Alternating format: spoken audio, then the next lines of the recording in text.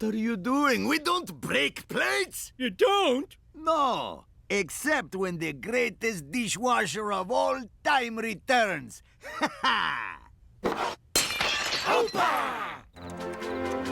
Okay, we've been coding for 97 hours straight, but we've finally got a build that's working. Oh! I regret to inform you